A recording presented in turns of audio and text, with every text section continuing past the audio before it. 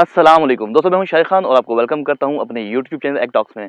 उम्मीद करता हूं आप सब लोग खराफियत से होंगे, ईमान और सेहत की बेहतरीन हाथ में भी होंगे।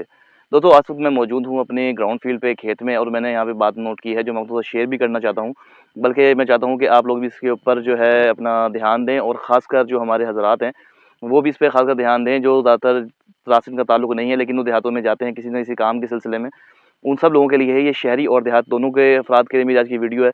और बल्कि रिक्वेस्ट है आप लोगों के साथ कि इन चीज़ों के थोड़ा ध्यान दें। गंदम की पकाई इस वक्त करीब है, गंदम पकने वाली है और इस वक्त गंदम तैयार हो चुकी है। तकरीबन आप कहें कि अगले 10 से 15 दिन के अंदर इसकी जो है कटाई का प्रोसेस शुरू हो जाएगा। इन दिनों के अंदर एहतियात की बहुत ज़्यादा ज़रूरत होती है। दो चीज़ों के मुताबिक मैं इनको कहूँगा, क्योंकि जैसा कि आप जानते हैं इस वक्त लाखों एकड़ के ऊपर ज़मीन के ऊपर गंदम काश्त की जाती है, लेकिन बदकिस्मती से होता ये है कि हमारे यहाँ हर साल लाजमी ऐसे हादसा देखने को मिलते हैं जिनके अंदर लोगों की गंदम नुकसान में चली जाती है, लोगों की गंदम में आग लग जाती है, फसलों में आग लग जाती है।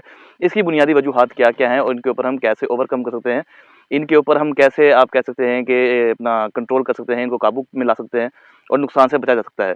सबसे पहले तो जानते हैं इसकी वजूहात क्या होती हैं। देखिए दोस्तों, जो अक्सर होता ये है कि जो हमारे हजरात हैं, सिगरेट और स्मोकिंग हमारे यहाँ पे आम है बदकिस्मती से, और हमारे लोग सिगरेट स्मोकिंग करते हुए वो चलते हुए रास्ते से गुजरते वक्त ध्यान नहीं करता कि इर्द गिर्द से जो है गंदम के खेत हैं।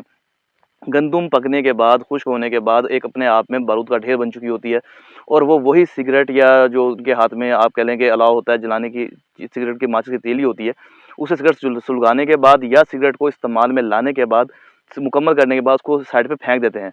वही सिगरेट बाद में खेतों की तरफ जाती है और हवा चलने के साथ साथ वो शोला जो है आग में तब्दील हो जाता है और लोगों की लाखों एकड़ ज़मीन का नुकसान कर जाता है।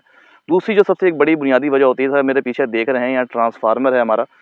इस ट्रांसफार्मर के साथ मसला ये होता है कि कभी अक्सर में स्पार्किंग बहुत ज़्यादा होती है। तो जैसा कि आप देखें कि नीचे तक गंदम इसकी काश्त होती है और सूखने के बाद, खुश्क होने के बाद अक्सर ये होता है कि जनाब ट्रांसफार्मर में स्पार्किंग हुई, नीचे शोले गिरे और शोले गिरने के बाद जो होता है गंदम को आग लग जाती है, और वही सिलसिला जुबा शुरू हो जाता है कि एक, क्योंकि यहाँ खेत के साथ खेत मिला हुआ होता है, बन्ने के साथ बन्ना अटैच होता है और आग लगती चली जाती है, और इसकी वजह से लोगों का लाखों करोड़ रुपए का नुकसान हो जाता है।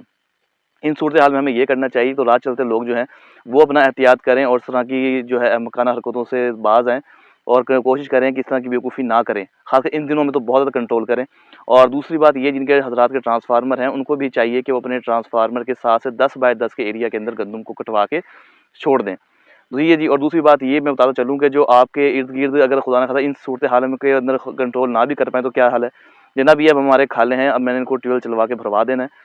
तो ये सिर्फ़ 10 से 15 दिन का होता है। आप अगर एफ़र्ट करें कि आपको 10 से 15 दिन अपने इलाके के अंदर जो आपके खाले हैं, उनको लाज़मी भरवा दिया करें और उनके अंदर पानी हर वक़्त खड़ा रखें, ताकि खुदा न ख़ास्ता किसी किस्म की भी आग लगने की सूरत में फ़िल फ़ौर जो है आप वहाँ पर जो है अपना पानी का इस्तेमाल में लाके उसको रोक सकें, कंट्रोल कर सकें, काबू में ला सकें आग को। तब होता ऐसा है कि ना, लोग करते यही हैं कि जिस वक़्त आग लग जाती है फिर ट्यूबवेल चलाए जाते हैं, फिर पानी के नक्के खोले जाते हैं, फिर उनको लाया जाता है जब तक घंटे डेढ़ घंटा गुज़र चुका होता है और आग कहीं से गुना आगे जा चुकी होती है, नुकसान बहुत ज़्यादा होता है। इसलिए तमाम दोस्त अहबाब से मेरी दरख्वास्त है कि एहतियात करें, अपने ट्रांसफार्मर्स का ख्याल रखें, उनके गिर्द कोई बिजली के जो आपके तारें वगैरह हैं उनका ख्याल रखें, और ख़ासकर जो स्मोकर हज़रात हैं उनसे दरख्वास्त है कि किसानों के ऊपर मेहरबानी करें और इस तरह की चीज़ों से बाज रहें। इन दिनों में एहतियात करें। आप अपनी जान के साथ-साथ लोगों के भी जान और माल को नुकसान हो जो है, अपना जान और माल को आप खतरे में डाल देते हैं। इस चीज़ का थोड़ा ख्याल रखें और कंट्रोल रखें। इंशाअल्लाह जल्दी हाज़िर होंगे नई वीडियो के साथ। जब तक के लिए खुश रहें, खुशहाल रहें। अल्लाह हाफ़िज़, फ़ी अमानिल्लाह।